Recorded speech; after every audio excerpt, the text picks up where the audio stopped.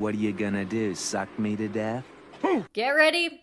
This is gonna be weird. The Brave Little Toaster is an animated children's movie released in 1987 about sentient appliances who live in an old vacated cottage and go off on a journey in search of their master, who is a small boy named Rob who used to visit the cottage every summer. Also, the film is a musical and it is based on a novella of the same name. Sounds cute, right? Wrong. So wrong. We're about to embark on a dark, twisted path that gives life to both appliances and nightmares. This movie aired constantly during the 90s, and I think it traumatized every single child who watched it. But the weird thing is that everyone I talk to has a different scene from this movie that is burned into their memory. For me, it is the flower in the forest, and for my best friend, it is the trash compactor in the junkyard. And we'll get to all that, don't worry. The main character is the toaster, as per the title, but it's really more of an ensemble piece. You also have the vacuum cleaner named Kirby, and the blanket named Blanky, the radio named Radio, and the lamp named Lampy. I love Lamp. The premise of leaving the cottage in search of their master is a loose thread tentatively connecting the unending train of horrors that these appliances must endure. Before they leave the cottage, we see them trying to maintain a sense of both consistency and fun, yet they are still living in a continuous purgatory of discontent. This is most evident when they hear a car and begin to get their hopes up that the master has returned. The blanket is basically a hallucination where we see that the master is a small boy and he and the blanket run towards each other in slow motion in a mansion with like a grand staircase. It's very Gone with the Wind. But no, the car keeps driving. It's not the master. By the way, Kirby implies that it has been 2,000 days since they saw the master. What do you mean, what are we gonna do today?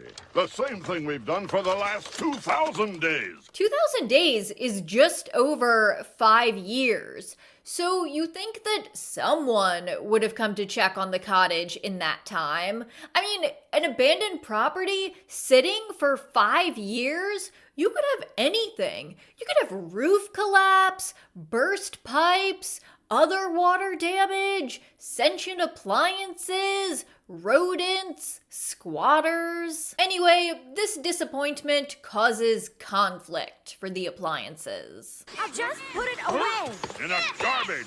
No, you can't. Wimp. Let go.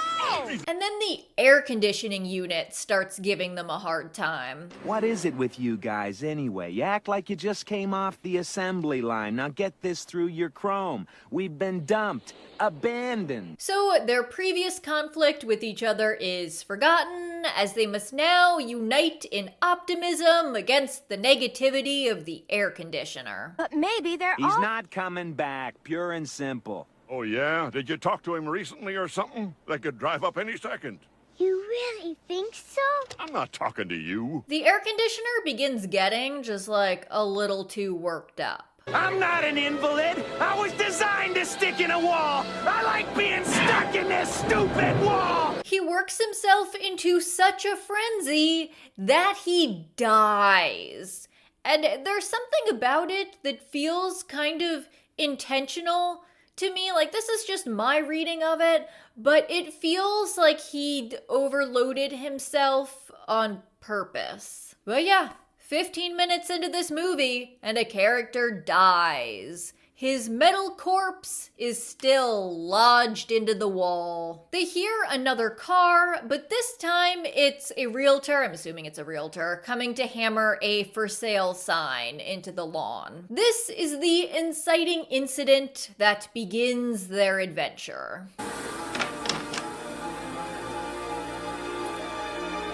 By the way, just from my memory, I assumed that they set out on their journey maybe 7 or 8 minutes into the movie, but no, they stay at the cottage for the first 22 minutes. I would say that now begins the series of horrors that these appliances are forced to endure, but like, they already weren't doing so good. First is a thicket of thorns. Not too bad by all accounts, although the scene goes on way too long. Then they find a pretty field with flowers and a pond, but the toaster is chased by a bunch of woodland creatures who are obsessed with his shiny metal surface. And now for the part of the movie that had the greatest impact on my childhood psyche. The toaster hides from the woodland creatures deeper in the forest, where he encounters a single flower growing alone in a small beam of sunlight. And the flower sees its own reflection in the toaster's shiny surface and believes that it is seeing another flower, maybe even for the very first time. No, it's just a reflection. I'm not a flower. It is so unbelievably happy to not be alone anymore. But the toaster pushes the flower away and runs off. Then the flower, now by itself again, after having felt even just the illusion of companionship, dies of sadness. The toaster clearly feels some level of guilt, but still does not turn back. This flower scene has been burned into my memory since childhood, and it's such a simple scene. It's very short, the flower doesn't even talk, and yet it haunts me. The appliances are still having trouble with woodland creatures. A bunch of mice try to drag Blanket into a hole in the ground. Come on, help me! Help, they're killing me! Oh God. Then they resume their journey and end up in a scary forest at night. Eventually, a Blanket creates a tent and they're able to go in and get cozy, and it's not so bad until the toaster falls asleep.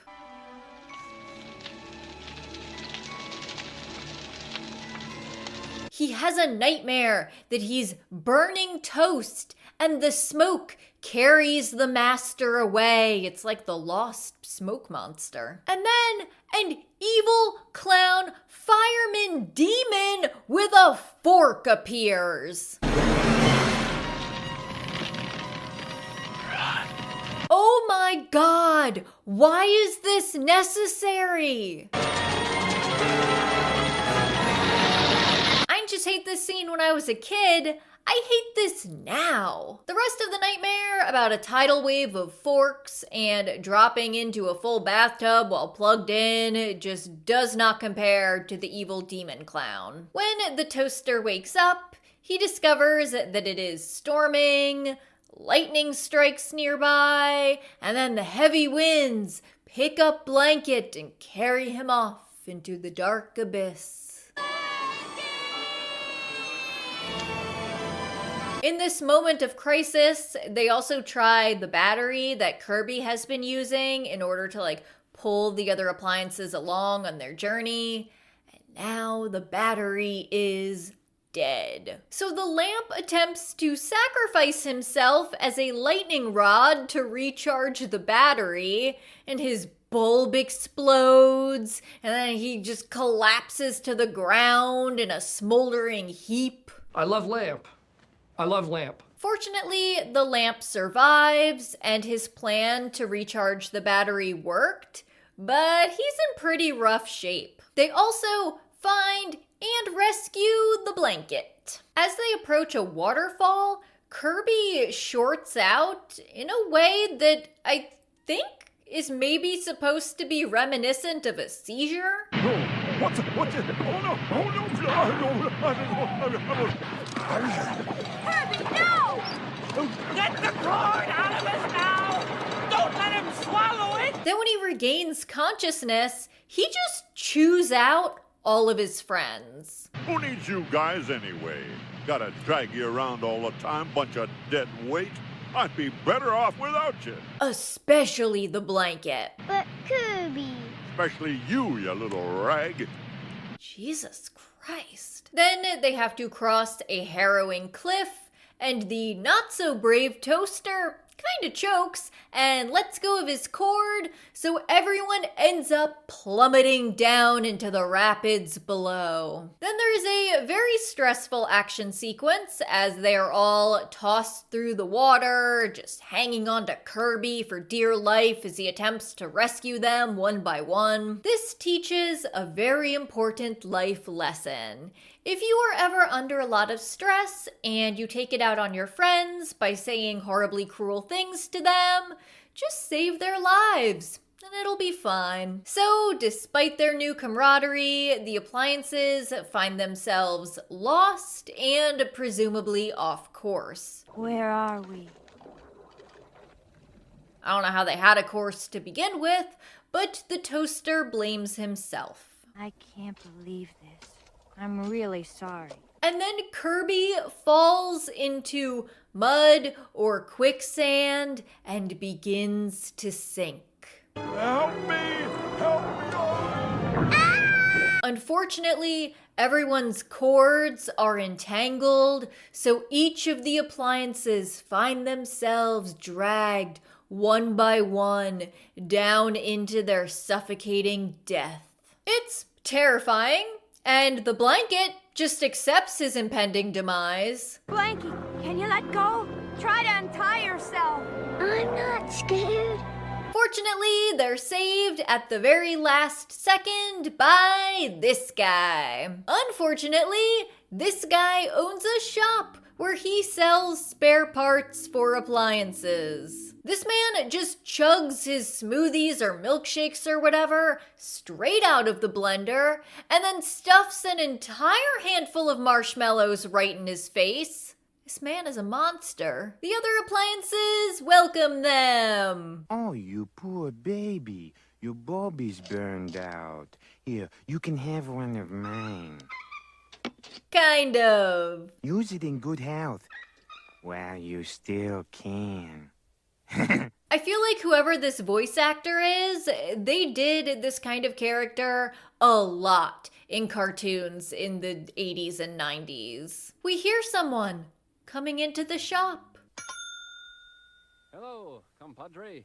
They need a blender motor. I am in deep need of a blender motor.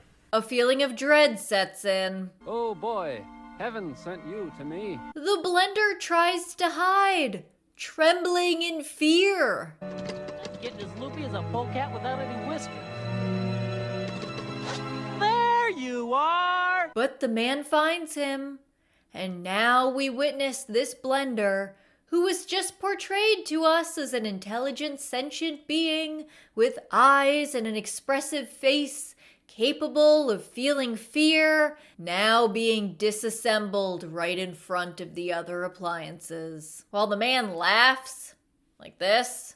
The other appliances kind of remind me of Sid's toys from Toy Story, and they get their own horrifying musical number. Watch yourself, don't fall off of the shelf. And then we see how physically disfigured and mentally scarred they all are. I don't like it. I mean, I do like the song. It's very catchy. It doesn't have a whole lot to do with their current predicament, but it's a good song. Who will go to the cellar down below? Trouble is a bubbling in the brew. I don't like the situation. This is weird. This is weird. Somebody tell me that fate has been kind. You can't go while you are out of your mind. It's just unsettling, like everything else in this movie. And then a customer comes in looking for radio tubes. The missus loved the blender motor. Was wondering if you got some radio tubes too. Are they going to have to watch as their friend gets disemboweled? Aha! There you are! No, because they pretend to be a ghost, but they're actually just 3 appliances and a blanket.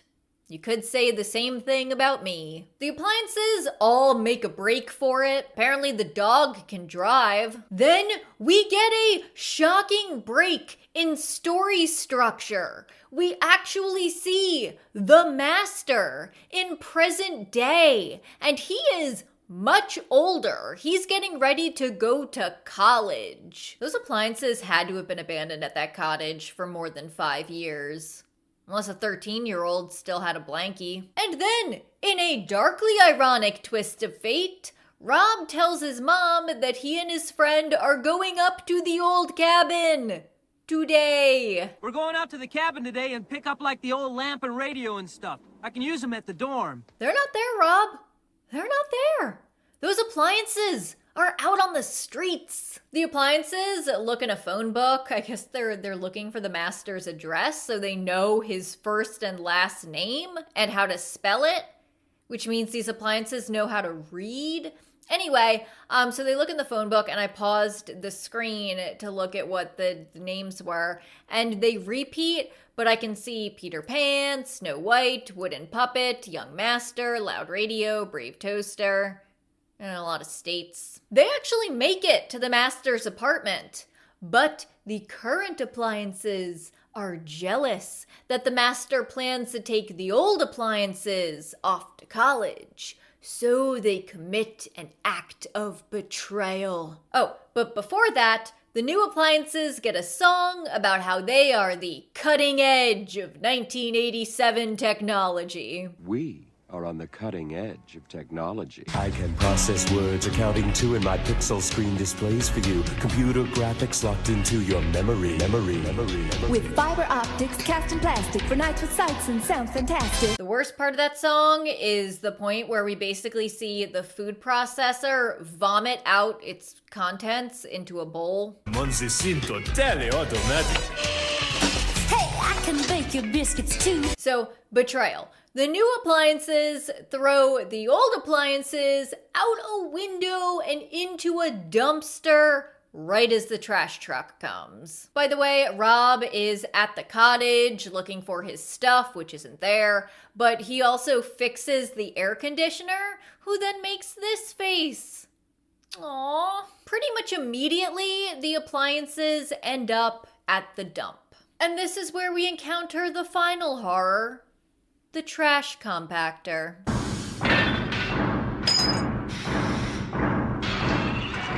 We watch sentient cars sing out their sorrows as one by one they are crushed into oblivion. I must confess, one more dusty road would be just a road too long. They remark upon their obsolescence and the futility of their circumstances. I just can't seem to get started. Don't have the heart to live in the fast lane. All that is past and gone. Watching as their brethren die. And there ain't nothing you can do about it. Pardon me while I panic! This was the scene that traumatized my best friend as a kid, so I had the depressed flower, and she had mass vehicular slaughter. However, the TV in Rob's apartment was actually really rooting for the old appliances, so he's able to kind of trick Rob into going to the junkyard. The appliances try to get Rob to notice them, even as they are chased around by a giant magnet that wants to take them to get crushed. Freeze, here he comes.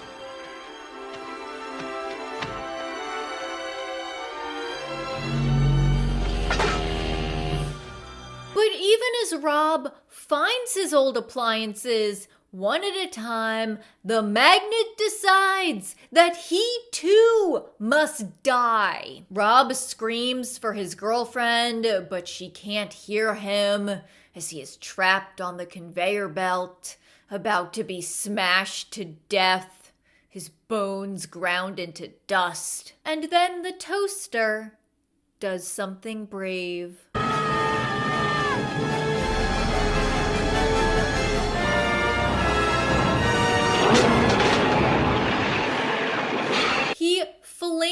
himself into the gears of the trash compactor, and we watch as his little metal body gets mangled and destroyed. Imagine if instead of appliances, this movie had animals.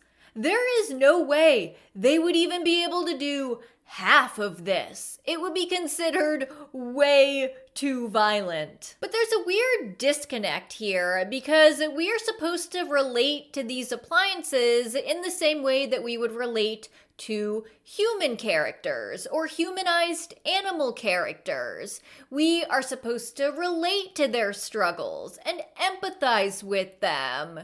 And yet, we are watching them endure horrific circumstances and mutilation for an hour and a half. Fortunately, the brave little toaster's sacrifice succeeds in saving Rob's life.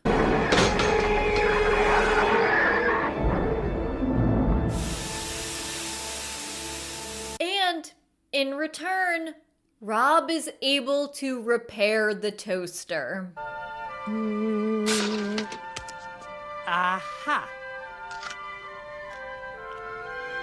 It works because we saw him repairing the air conditioner earlier, so they did set this up in advance. Now reunited, the appliances all get to go off to college with their master. It's a happy ending for the appliances, and an unsettling ending for me as I now look around my home and wonder if my possessions are sentient and potentially obsessed with me.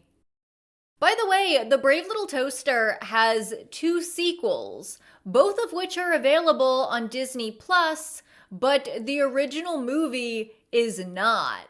A few people have uploaded the original Brave Little Toaster movie to YouTube, but it's not actually available on any of the streaming platforms. I fully intend to watch The Brave Little Toaster Goes to Mars because that premise sounds insane.